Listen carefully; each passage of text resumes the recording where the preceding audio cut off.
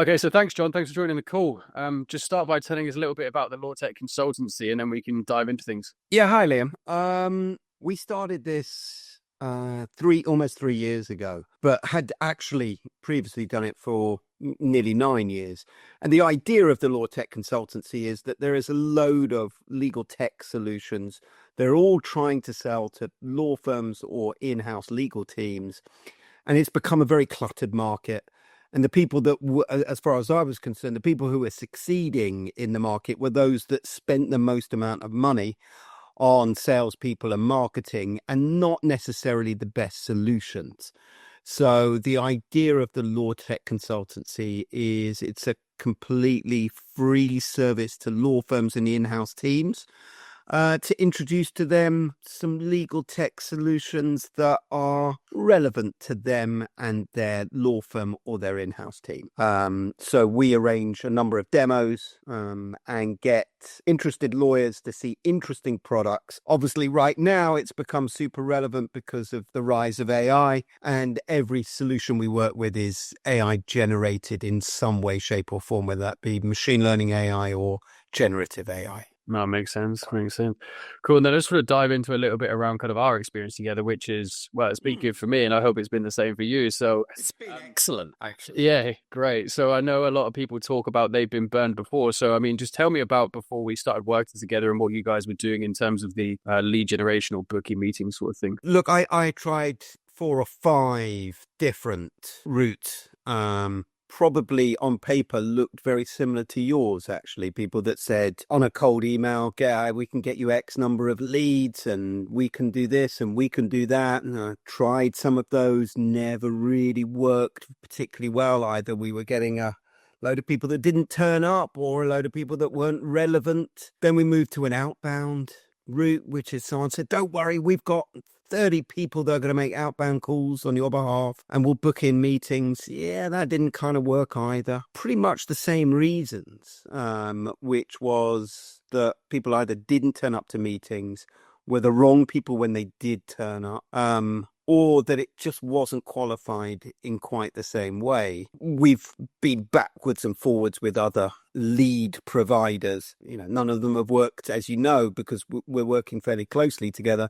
None of them have worked as well as working with you. And you are the only one that I've kept with for quite a long time now and will continue. Yeah, I think we've been together for 6 months at this point. So we text each other a lot, don't always have these calls. So we were just catching up before we started this, which is always nice as well. But I know, well, that's just, I always say it to you that when things are working, there's no need to have a phone call to say whatever. We text, and I run everything on text, which is really comfortable for me because that means that A, it's working. B, I know I have direct communication to you, which is always answered very timely. So yeah, no need to have calls, but it's lovely to see you. yeah, exactly.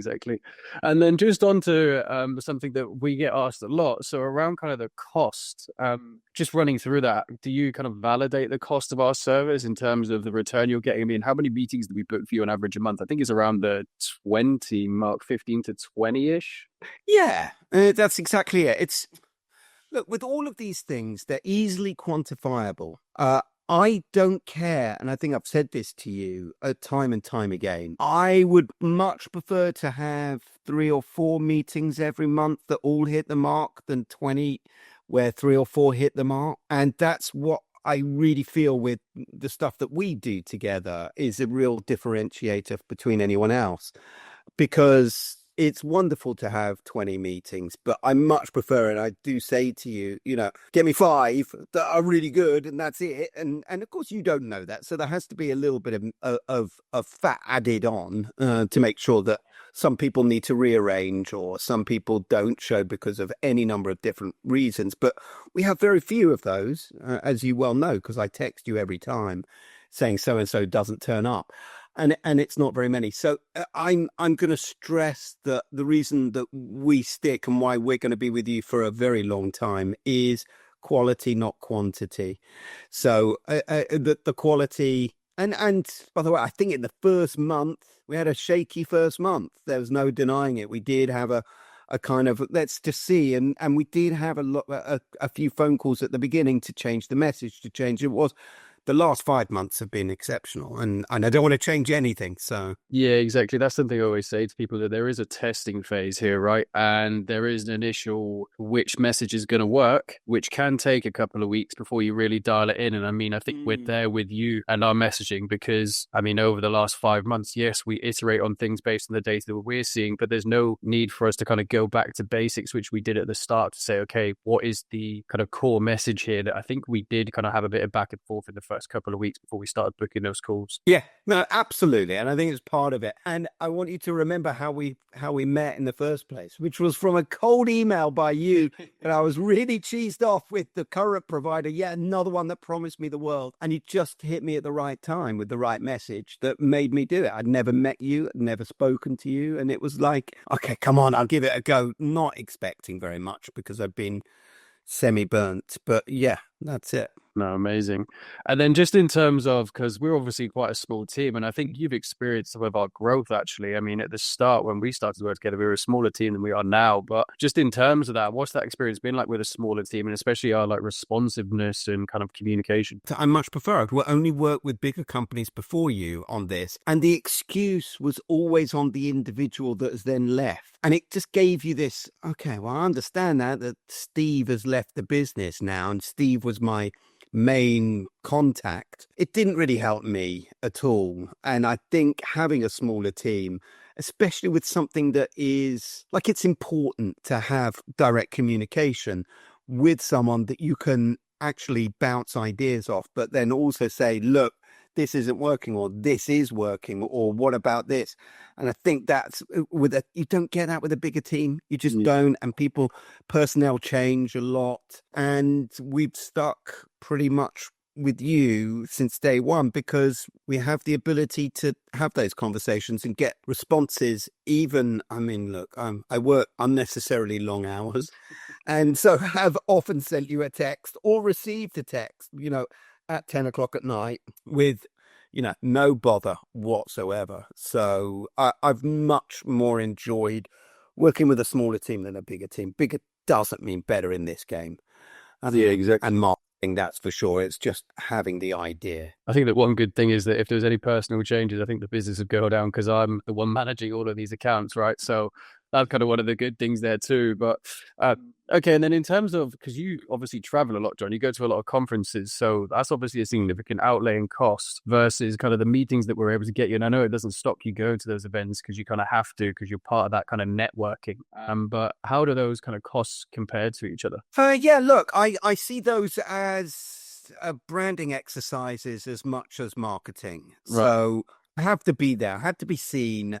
There are lots of people there at these conferences that have become more than work colleagues, have become friends and have become part of my network, that by going around the world and meeting these people suddenly moves it away a little bit from marketing. If I was to work out on a marketing spend, God, it's much bigger going to those events than using yourself. But they have different, I don't think I would stop doing that just because I can do it with you, if you know what I mean. I think if you can do the two hand in hand, it's really useful. But yeah, if I'm looking at return on investment, you're miles ahead of a conference. And also with the ability of, you meet lots of people at these conferences who say, oh yeah, give me a call next week or the week after or whatever.